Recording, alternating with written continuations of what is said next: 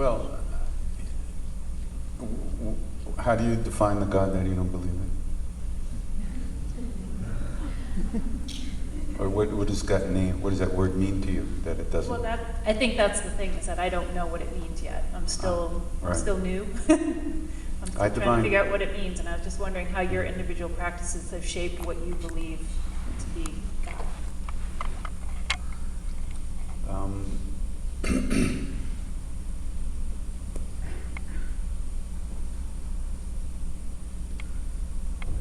Yeah, I don't. The word God is a difficult word for me because it's a Western English word, and I never experienced much godliness in my growing up in my life. People who said God all the time, mostly goddamn. And my grandfather, when he wanted to really say, he said, God bless you. So, and he meant like go to hell. So there was no God thing going on. But when I got to India, there were also difficulties because there are all these different forms, all these different beings that they say are God, like Krishna, Ram, Hanuman, Shiva, Kali, all these things.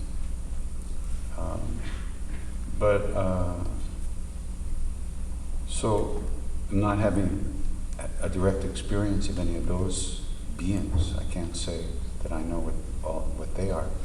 But being with my guru and feeling unconditional love for the first time in my life, this must be what God is. That's what I felt.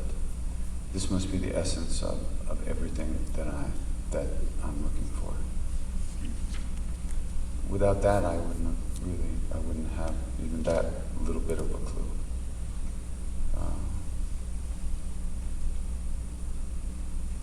Buddhists talk about Buddha nature. There's no God as such, but there's Buddha nature. There's that essence within, which is not really very different from the deepest meaning of God in Hinduism, for instance. So,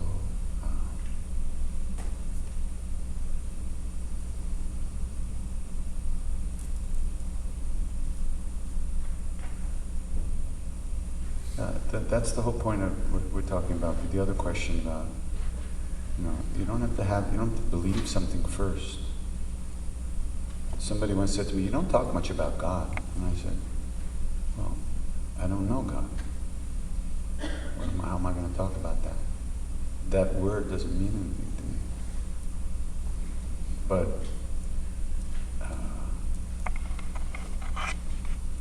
love means a lot, and kindness means a lot, and truth means a lot, and the causes of suffering means a lot. I'm kind of more at the point. If we remove the causes of suffering, then there won't be any suffering, and then you'll see the way things are, and that's God. That's fine. That's right.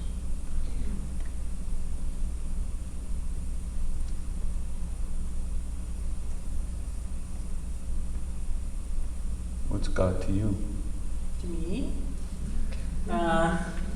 Well, it's like Krishna Das was just saying, in the Buddhist tradition, there are gods. There's like a god realm, but it's not our idea, a Western idea of a supreme being, of a creator God, and so it's like a side issue in a way, which is funny for us, of course, where it might be the main issue.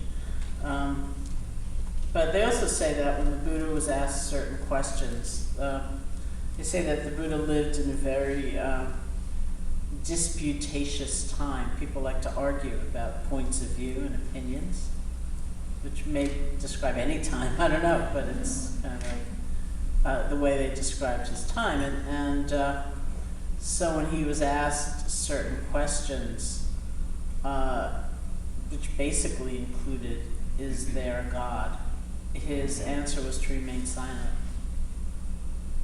Because his goal, it seems, or when he, would himself state his goal, which was, I teach one thing and one thing only, that is suffering and the end of suffering. And it was not to engage in a kind of philosophical dispute, and just bringing people right back to that level. And so, it's not that sometimes you read, that Buddhism is an atheistic philosophy, and it's just like, it's not exactly that either. It's just not.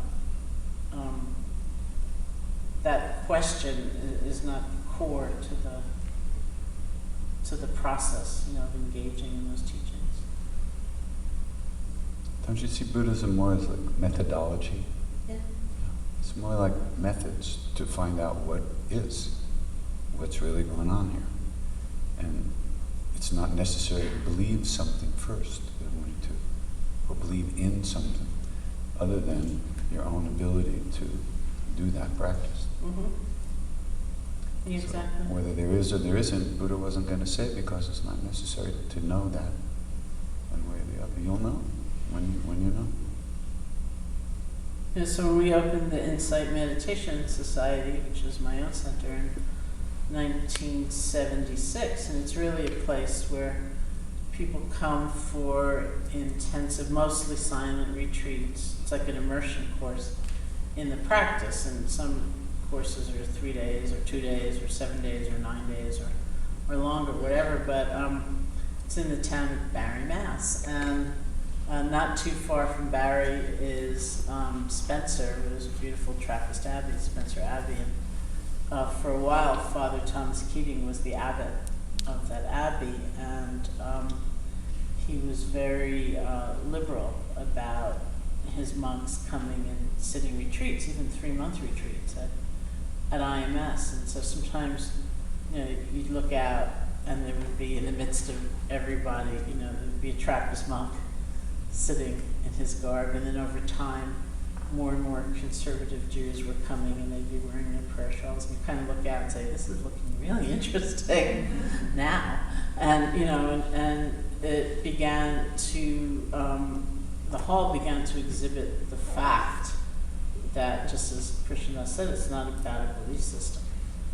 It's really about one's own practice. And I don't think for a moment any of those people thought that they were about to convert, to something else. It wasn't the point of being there. It was just to have a certain kind of very personal experience.